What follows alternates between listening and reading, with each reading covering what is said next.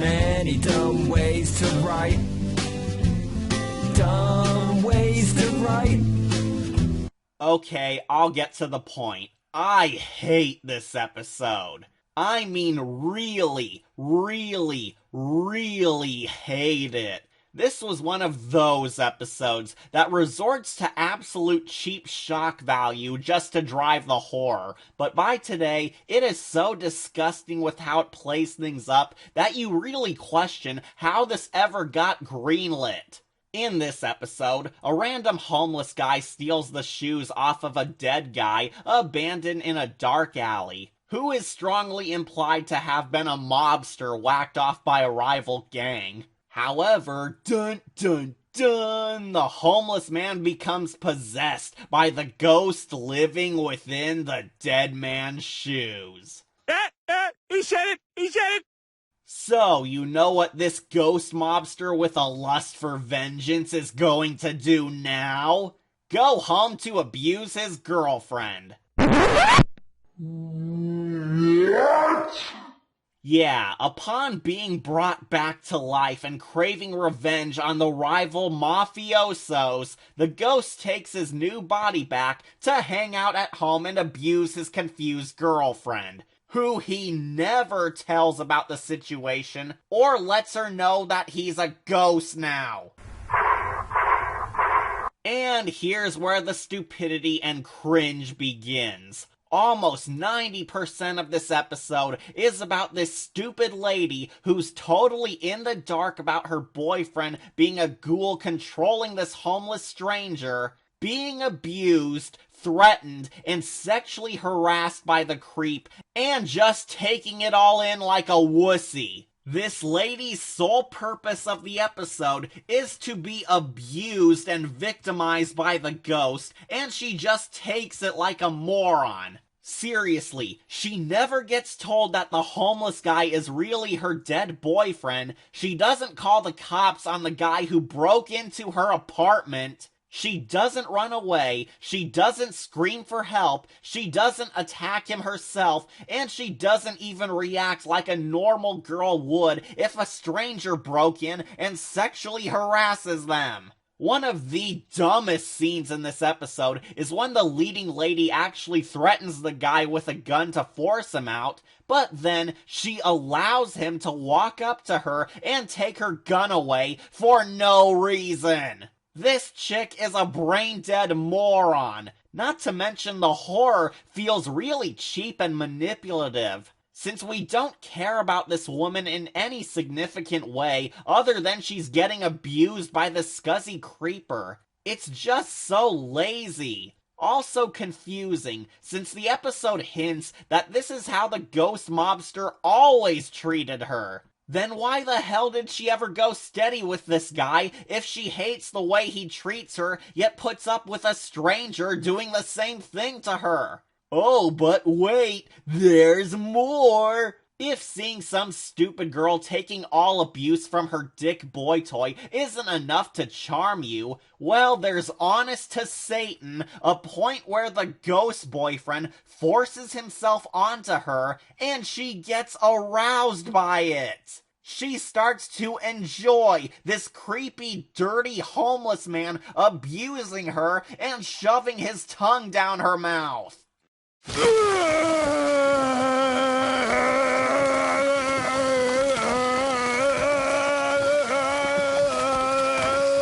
Ugh, this episode is sick. I also really didn't want to bring this up, but it has to be said. Rod Serling sucks at writing women. I know we all love Mr. Serling to pieces, but he has a very dated view on female characters. He often casts female characters as hysterical victims always panicking, nagging shrews who always whine about everything like cinema sins, or bland, simple love interests who just look hot. Sometimes they get to be awesome villains, but that still doesn't stop the female archetypes from filling up these roles. This victimized girlfriend is easily the worst offender, because she's used to make us fear for her life, but she just acts so timid, helpless, and stupid that it's hard to sympathize with her. How are we supposed to root for a character who never fights back and just cries a lot? Oh, but do you want to know what the worst part is? Do you know what purpose this woman getting sexually harassed, abused, threatened, and cowering like a wimp serves overall in this story?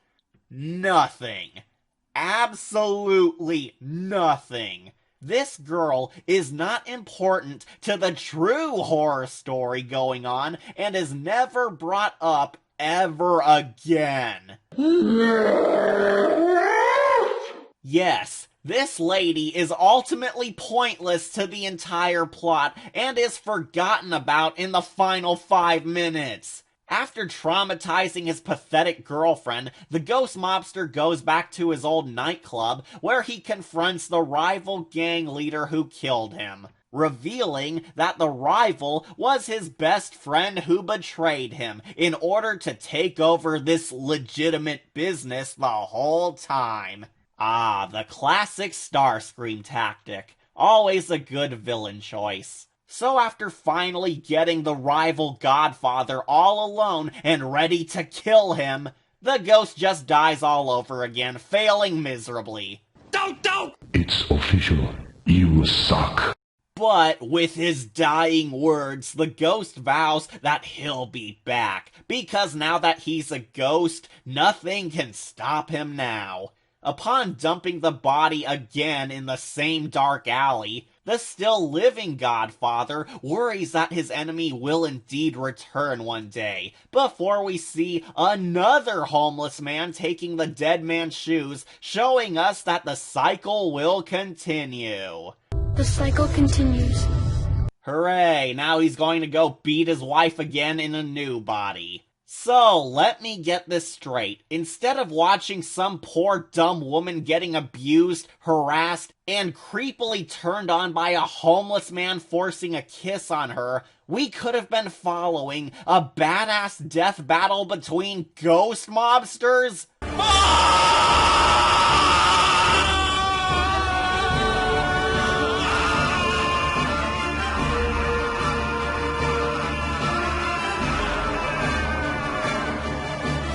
This episode sucks. The direction of this story feels so aimless and stoops to a low level of discomfort just to scare us. The fact that the abused girlfriend was so meaningless to the tale just infuriates me, because it has me ask, what was even the point of her horrific abuse and screen time? The actual twist would have been better if she was the one who whacked off the ghost boyfriend in the first place. Or if she would be the one to kill him all over again because he treated her like trash. But nope! Domestic abuse awkwardness, then the last 5 minutes is the actual plot of Ghost Mobster Revenge. Curse you, Serling! You wasted such a unique opportunity here. The sad thing is, I actually wanted to learn more about the ghost and his rival godfather. But the episode pisses away all this time on an abused woman who means nothing.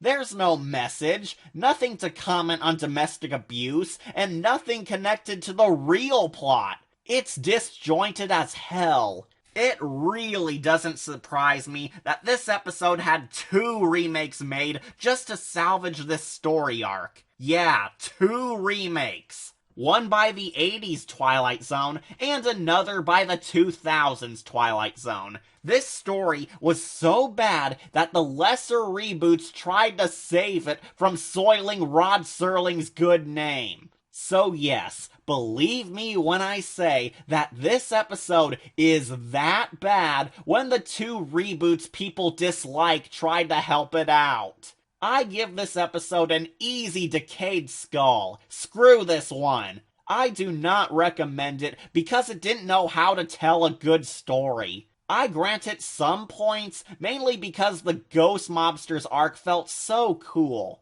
But tragically, the domestic abuse is so awkward, forced, and cheap for the sake of shocking the audience. Don't watch it.